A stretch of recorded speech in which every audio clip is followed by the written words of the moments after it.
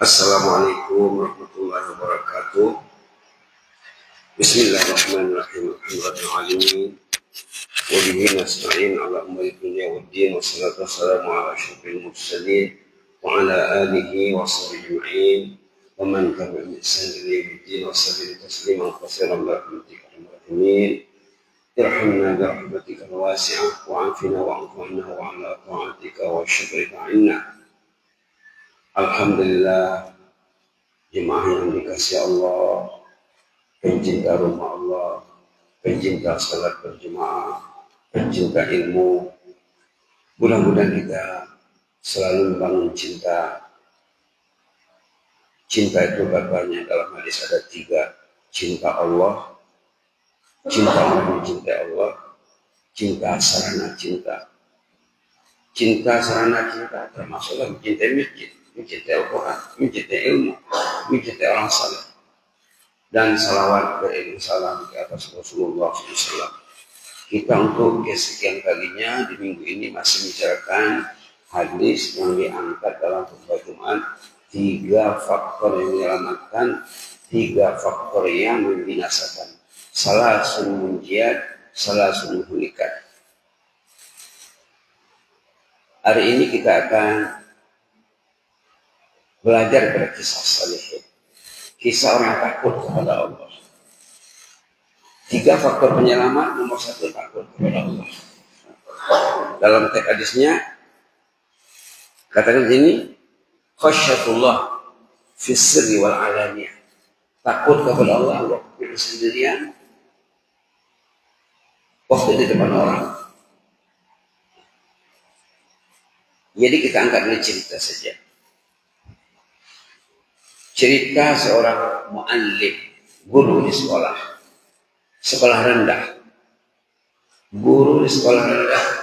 Ini kisah ini banyak ditulis ya kalau di Indonesia, di buku teks sekolah agama, dalam pelajaran bahasa Arab dimuat cerita ini. Seorang muallim, seorang guru yang mengajar di SD, kata orang Indonesia, sekolah rendah kata orang Indonesia. Dia pandai menjinaki hati muridnya supaya pergi ke masjid salat subuh. Ini hebatnya ya.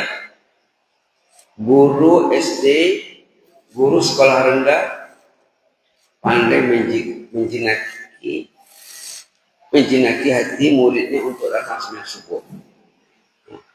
Murid ini dalam kisah tersebut belum pernah ke masjid salat subuh. Maka malam hari dia berpikir macam mana nak pergi salat subuh.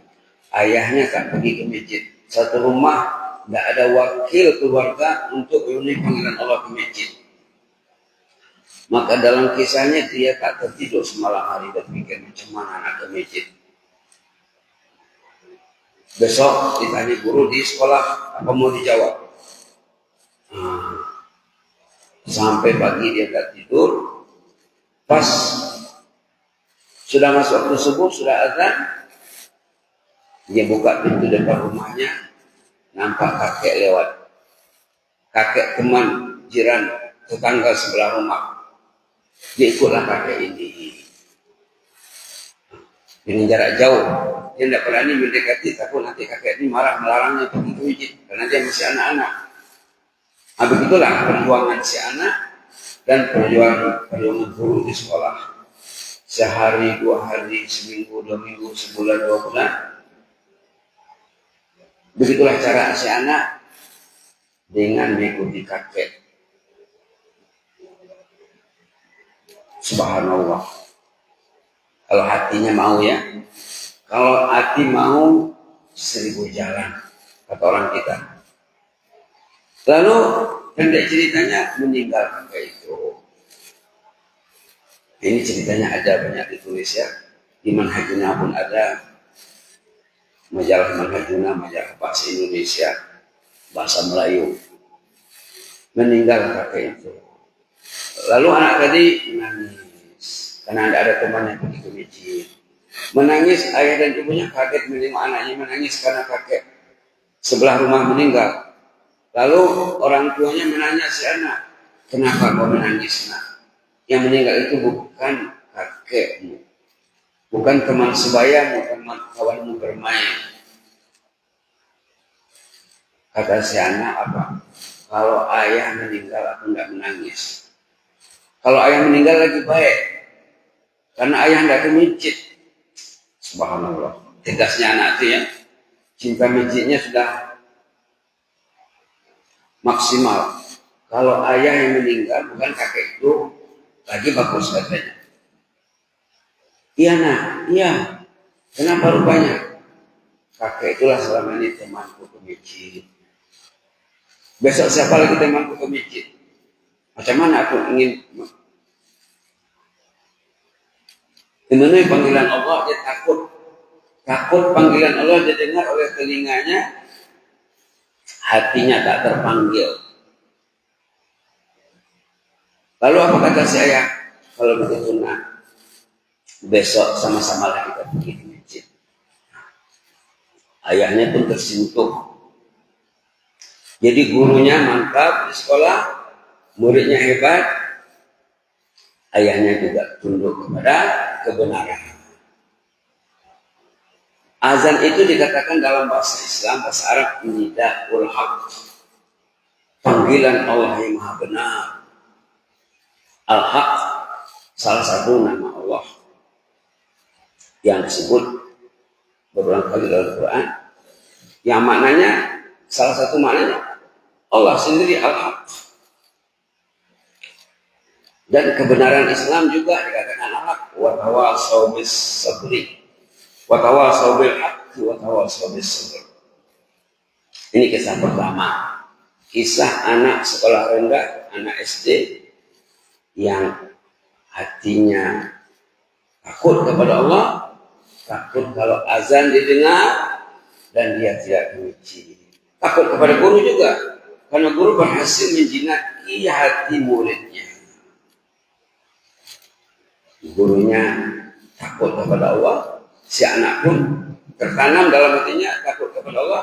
Akhirnya si ayah pun terpengaruh secara positif dengan anak dan guru. Ini kisah pertama. Kisah kedua, ini juga banyak ditulis. Kisah anak SD, anak sekolah rendah, di bawah 10 tahun umurnya. Di bawah 10 tahun umurnya. Ini perempuan. Pulang sekolah tengah hari, dia membuat tugas yang dikasih gurunya di sekolah. PR kata orang sini, homework, kerja rumah, kata orang Indonesia. Selesai membuat tugas sekolah, dia bentangkan sejadahnya, mengaji dia. Ayahnya kasihan melihat si anak. Kenapa nak? Tadi baru pulang dari sekolah, dia membuat homework, tugas dari sekolah. Sekarang istirahatlah dulu, main-mainlah dulu. Capek juga kau itu, penat juga kau itu. Apa jawabannya? Sadiqi Rabbi, Sadiqi Qur'ani, wa ni'mas sadiq. Temanku Allah, temanku Al-Quran. Inilah sebaik-baik teman. Dia berteman dengan kitabullah karena cintanya kepada Allah terpupuk, terdidik dari kecil berkat orang tuanya. Didikan orang tuanya menjadikan anak ini terdidik dengan baik. Nah, berapa banyak anak-anak kita, ahli keluarga kita yang nggak bisa tangannya pegang Quran. Ini dikatakannya Sadiqi Rabbi, Sadiqi Qur'ani, temanku Allah, temanku Al-Quran, wa ni'mas sadiq. Inilah sebaik-baik teman. Jadi nak takut kepada Allah, mesti baca Quran, mesti ke masjid. Mesti ke masjid, mesti mencintai Allah. Khasyah itu dia, takut itu, dia kawannya cinta. Kalau dia takut, dia mesti cinta. Takut kepada Allah, mesti cinta kepada Allah. Mesti mengagungkan Allah, membesarkan Allah.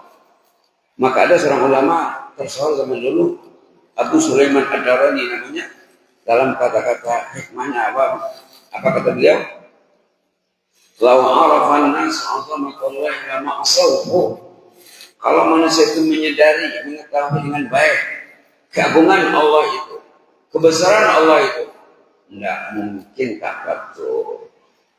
Tidak mungkin tidak menyatakan. Subhanallah. Itu saja dulu ya. Sebagai penutup untuk minggu ini, sorotan kita tentang 3 faktor yang menyelamatkan. Nomor 1, khasyatullah fi sirri wal alaniyah. Takut kepada Allah waktu menyendiri dan waktu di depan orang. Yang kedua lagi kita belum bicarakan lagi. Dan faktor yang membinasakan yang 3 belum kita bicarakan lagi.